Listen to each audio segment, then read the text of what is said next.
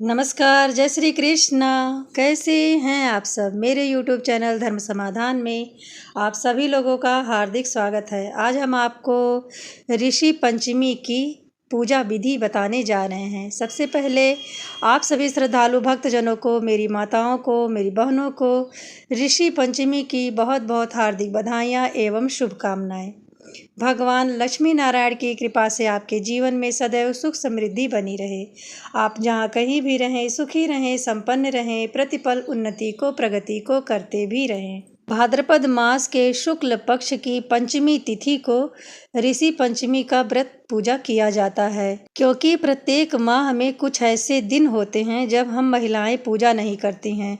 उस अशुद्ध दिनों के दौरान जाने अनजाने में हमसे जब कोई गलती हो जाती है, अपराध हो जाता है, तो उसकी क्षमा याचना के लिए ऋषि पंचमी का व्रत महिलाओं को करना चाहिए। यह व्रत सभी महिलाएं रख सकती हैं। यह पूजा आपको सुबह के समय में ही करना चाहिए, इसलिए पूजा में सप्तऋषि और माता अरुंधति की पूजा करने का विधान है। आप इनका मिट्टी से पार्थिव मूर्ति बना लें।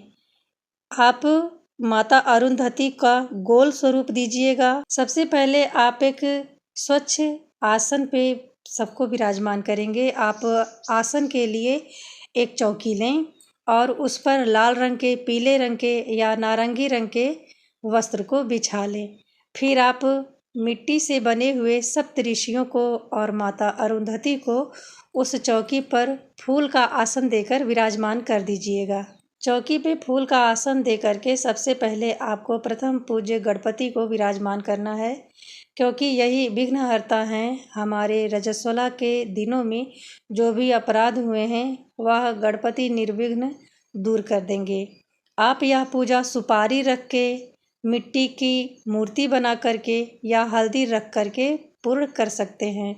आप चाहे तो इस तरह से मिट्टी की आकृति बना लें या आप 7 सुपारी रख लें। एक अरुंधति माता के लिए सुपारी रख सकते हैं, या आप हल्दी की गांठ रख के भी सप्तऋषि व्रत पूजा अपने घर में सरलता से कर सकते हैं। आपको पार्थिव आकृति की प्रतिमा जरूर बना लेनी चाहिए, क्योंकि इसे विसर्जित करने में भी बड़ी सरलता होती है। आप पुष्प के माध्यम से भावपूर्ण गणपति के साथ साथ सप्तऋषि और माँ अरुंधति को स्नान करावें।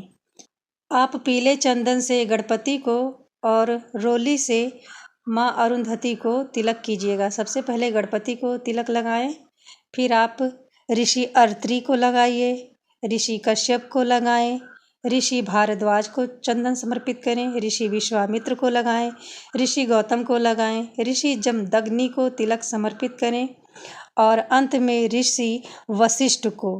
फिर आप माँ अरुंधति को लाल रोली से तिलक कीजिएगा, क्योंकि यह महिला है ना, तो आप इन्हें रोली से ही तिलक करें। आप चाहें तो इस पूजा में कलश की स्थापना भी कर सकते हैं, लेकिन कलश की जब भी स्थापना होती है तो नवग्रह की स्थापना अनिवार्य हो जाता है, इसलिए हम आपको सरल विधि से पूजा बता रहे हैं। स्नान और तिलक लगाने के बाद में आप वस्त्र रूपी कलावा समर्पित करें। जितने भी आपने ऋषि हैं सबको आपने कलावा समर्पित करनी है। आप गणपति को, माँ अरुंधति को वस्त्र स्वरूप कलावा समर्पित कर सकते हैं। अगर आपके पास में जनेऊ है तो गणपति को और सप्तऋषियों को जनेऊ भी समर्पित करें। नहीं है तो कोई बात नहीं, मेरे पास जितनी भी जनेऊ हैं हम सभी ऋषियों को बारी बारी समर्पित करेंगे, लेकिन सबसे पहले हम गणपति को ही जनेऊ समर्पित करते हैं। जनेऊ समर्पित करने के बाद माता अरुंधति को आप वस्त्र स्वरूप कोई चुनरी समर्पित करें। आप इन्हें भी कलावा का वस्त्र दे सकते हैं, लेकिन चुनरी समर्पित करना सर्वोत्तम माना गया है। फिर आप सभी को फूल समर्पित करें। जो भी फूल आपकी वाटिका में है, आपके घर के गमले में है, उसे समर्पित कर दीजिएगा। पूजा में 1 लोटा जल भी आप जरूर रखें। आप चाहें तो सप्तऋषियों को लौंग, इलायची, पान पे रख करके मुख शुद्धि के लिए भी समर्पित कर सकते हैं। आप चाहें तो यह पूजा बढ़ा के भी कर सकते हैं, या चाहें तो कम सामग्री के साथ भी संपन्न कर सकते हैं। हम आपको सप्तऋषि पंचमी की जो पूजा है वह बड़ी ही सरल माध्यम से बताने का प्रयत्न किए हैं।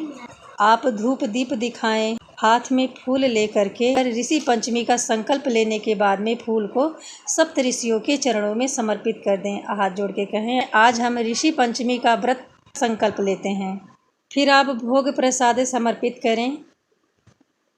जो भी आपके पास है भगवान को भोग ग्रहण करने के लिए हाथ जोड़कर निवेदन भी करें। फिर आप धूप दीप से भगवान की बड़े ही प्रेम से आरती करें।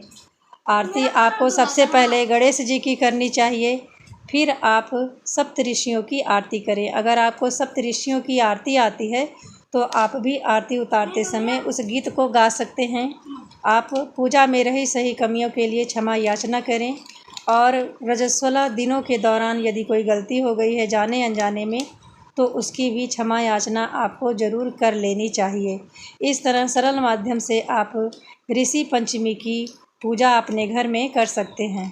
यह व्रत सिर्फ महिलाएं करती हैं। रजस्वला के दौरान हुई गलतियों से क्षमा पाने के लिए यह उत्तम व्रत है। उदया तिथि के अनुसार यह व्रत आपको 28 अगस्त 2025 दिन गुरुवार को करना चाहिए।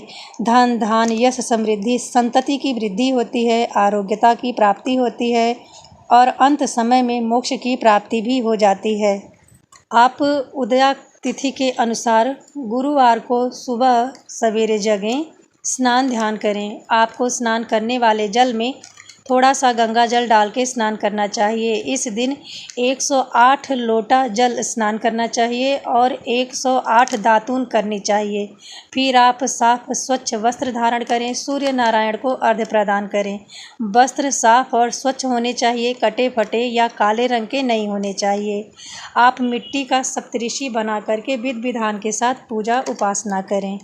आप ऋषि अत्रि, कश्यप, भारद्वाज, विश्वामित्र, गौतम, जमदग्नि, वशिष्ठ और माँ अरुंधति से निवेदन करें कि वह आपकी पूजा उपासना को स्वीकार करें।